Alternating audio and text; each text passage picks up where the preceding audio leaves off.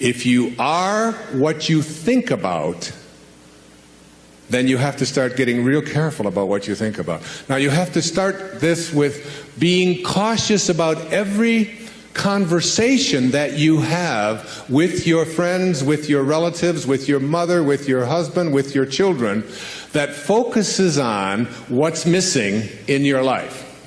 Because if you want to attract something into your life, something good, something grand, something godlike, something prosperous, something of well-being, health, whatever it might be, if you want to attract that into your life, but you're talking about what's missing and thinking about what's missing, and you understand that what you think about is what expands, you will continue to expand more of what's missing, and you'll continue to attract what's missing in your life. I never talk about what's missing in my life.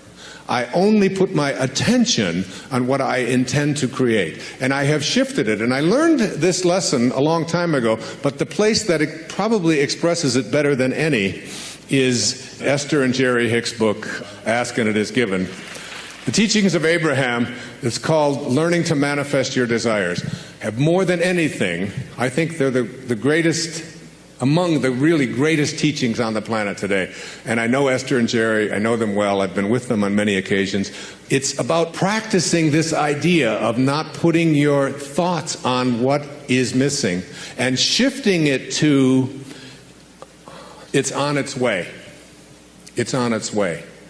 It's on its way. 4 words, just get them tattooed someplace inside of you. Whatever it is that you would like to attract into your life, know that it's on its way. And I want to say to you that as you begin to get your thoughts more harmonized with Tao thinking, that is, with the thinking of the source, the thinking of God, that which always has been, that which does nothing but leaves nothing undone, as you begin to more and more harmonize in this way, what happens is that you start elevating your thoughts so that the habit of how you think becomes more harmonized. Rather than a polarity with what you want to attract, it becomes harmonized with it, and it becomes your natural way of how you think all the time.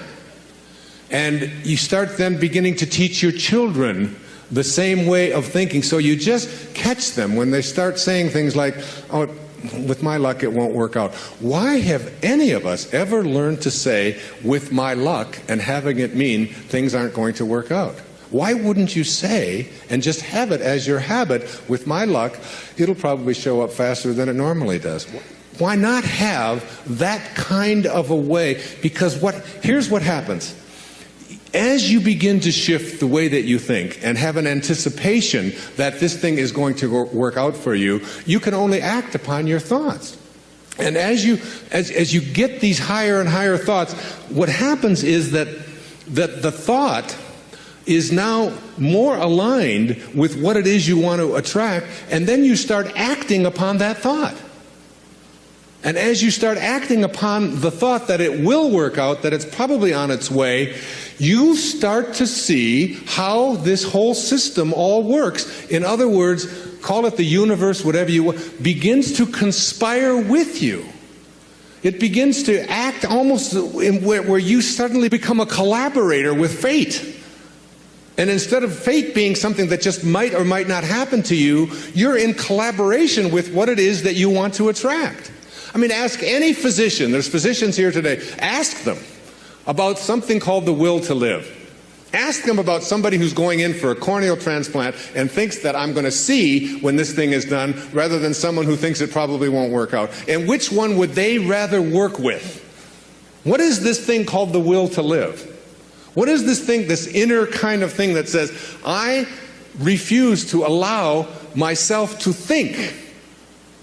I say to my mother, who's 90 years old, almost 91 years old. I was with her for the last 5 days, every day, all morning long with her. And she's been going through some difficulties and so on.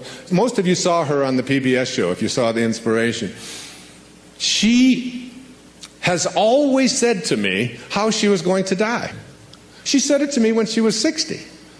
what her death was going to look like, when she was going to die in her sleep, and it was going to be, it was going to be a peaceful thing, and she was going to do it when she was ready. When she was ready, she would leave, and she would know when it was time. And she says, and don't think it's time. I said, well, you got a hangnail there. Maybe we should just move on with it. And she said, no, I'll tell you when I'm ready. But she has always said, I will never allow Alzheimer's into my life. She's always said that is not something. She'll say things like, well, I can't remember this name quite as well as I did before, but that concept of all, it's just not anything that I've ever allowed myself to think is a possibility. And I said to her, well, what if you're wrong? She'll say, well, who'll know the difference? And they've done research on this, in studies on gerontology, where what does your life look like from 60 plus versus what does your life look like from 60 down to into your 20s? That people who live a dynamic life into their 60s, 70s, 80s, and 90s, people who feel strong, who don't feel that getting older means that I have to in any way decline any place, physically or mentally. Getting older has nothing to do with the concept of declining. That when people are in their 20s and 30s and 40s and 50s, and this is their perception of what their life is going to be like when they're in their 60s, that those people have a much greater chance of not attracting the kinds of diseases that are so much age-related as do people who think of old as infirm and declining throughout their 20s, 30s, 40s, and 50s. That you change the way you believe about that and you say declining is not a possibility. I don't think about what's missing. You don't put your attention on what's missing. You don't tell other people about what's missing.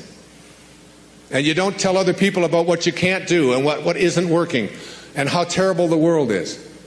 And the Tao teaches so much of it was written for leaders, people in positions of power. But I've translated all of that into your own level of leadership. And the great leaders are the ones who eschew violence. You have got to get yourself to a place where you don't allow yourself to have violent thoughts come into your consciousness. That means you got to watch the movies you're watching. That means the games that your children are playing, video games, have got to be monitored and removed when they have violence built into them. It means that you don't watch the news and you don't read the stories endlessly reaffirming what a terrible place this world is. It is not a terrible place. It's a perfect place. It's a beautiful place. There are just some leaders who are connected to Tao and others who are not.